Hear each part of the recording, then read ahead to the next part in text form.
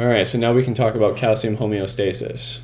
So bone is the major storage site for calcium in the body, like we just said. Calcium moves into bone as osteoblasts build new bone, and calcium is removed from bone as osteoclasts remove bone. When these two activities are in balance, the movement of calcium in and out of the bone is equal.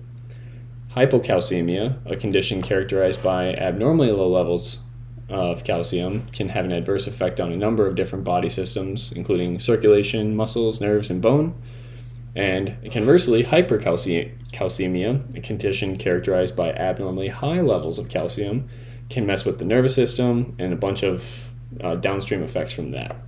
So obviously, keeping calcium in balance is absolutely necessary for not only our skeletal system, but other homeostatic mechanisms. And so, since calcium is critical for many body functions, it has to get regulated. And so we have things that keep it in check. And this is kind of similar to the negative feedback loop that we discussed at the end of the tissues and integumentary system lecture.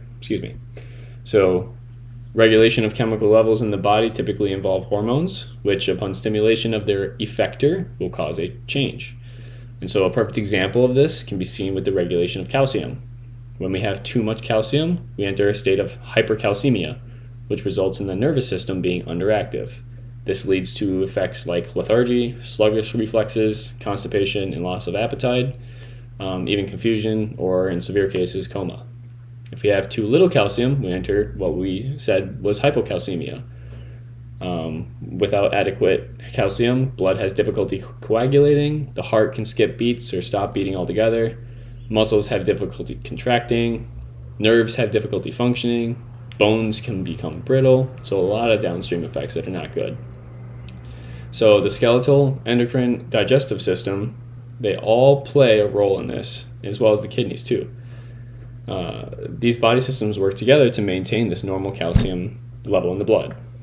So, since calcium is a chemical element that can't be produced by any biological processes, the only way it can enter the body is through the diet. Bones act as a storage site for calcium. The body deposits calcium on the bones when the blood levels get too high, and it releases calcium when blood levels drop too low. This is regulated by parathyroid hormone, or PTH, also vitamin D, and calcitonin. Cells of the parathyroid gland have plasma membrane receptors for calcium. When calcium isn't binding to these receptors enough, it releases parathyroid hormone, which stimulates osteoclast activity and resorption of bone by these osteoclasts. The demineralization process that releases calcium into the blood is brought out basically by these osteoclasts removing calcium from the bone. So parathyroid hormone promotes the reabsorption of calcium from urine, and this happens in the kidneys.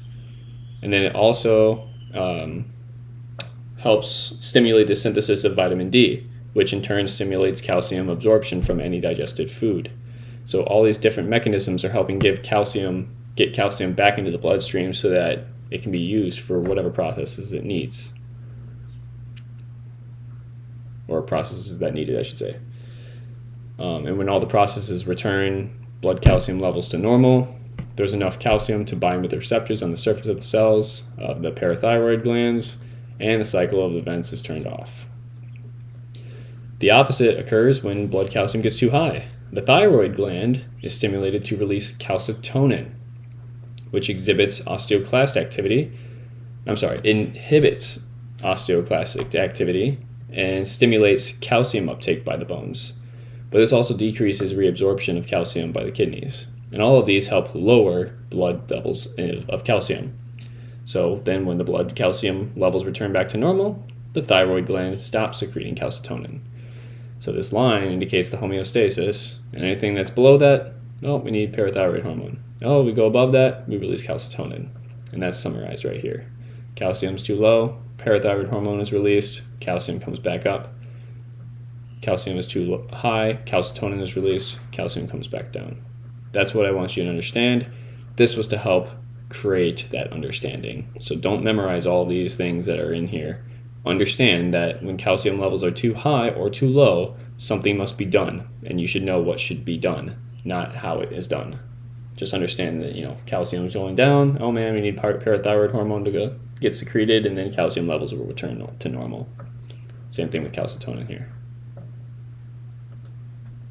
All right, and with this one, I don't want you to necessarily memorize the steps here. I do want you to understand how a bone is repaired and how it very much so is a living tissue. So when a bone breaks, blood flows from any vessel that is torn by the fracture. The vessels could be in the periosteum, in the osteons, or even in the medullary cavity. So the blood will begin to clot, and about 6 to 8 hours after the fracture, clotting of the blood has formed and a hematoma is formed, fracture hematoma. Within about 48 hours after the fracture, chondrocytes, those cartilage-secreting cells, have created internal and external calli, and these are a fibrocartilaginous matrix. So they help stabilize the fracture. Over the next several weeks, osteoclasts, the bone breakers, resorb dead bone chunks. Osteogenic cells become active, so those are the stem cells, and they become active, they divide and differentiate into osteoblasts, which secrete bone, and the cartilage in the calli is replaced by spongy bone to form a spongy callus. Then the spongy bone is replaced by compact bone on the outside, completing the healing process. So everything I just said, you don't have to memorize. Just understand that when a bone breaks, a hematoma will form, and then internal and external calli will help stabilize the fracture, and then a spongy bony callus will form, and then bone remodeling will occur after that. And so there are different effects of aging on the skeletal system. Bone mass decreases due to a declining number of osteoblasts as we age.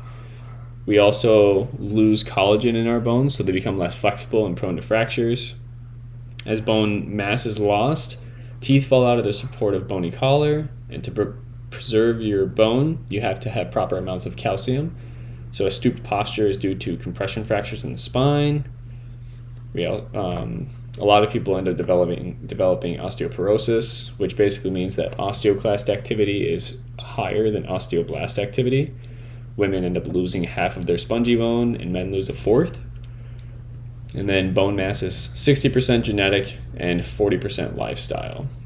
And so I would say, those numbers are obviously based off of research, but also based off of everything that we're seeing in today's society right now. So the more you move your body, though, or the more calcium you intake, the lesser that these effects might be on you. And so 1,000 to 1,500 milligrams of calcium each day can help reduce the amount of osteoclast activity that is destroying your bones. 800 milligrams of vitamin D a day can help with making sure that calcium is absorbed into the body. And utilizing weight-bearing exercise, which will help your muscles as well as your bones and your joints stimulate osteogenic cells and osteoblast activity to help make sure that your bones don't become brittle. Also, brushing your teeth and flossing your teeth so that bacteria don't rid those gums and the tendons that hold your teeth in there away. So making sure that you stay on top of your health can really reduce the effects of aging that end up happening on the skeletal system. This is only one aspect of how exercising and taking care of your body can reduce the effect of aging. When it comes to metabolism, there are other aspects as well. And we'll talk about that a little bit more when we talk about the muscular system as well.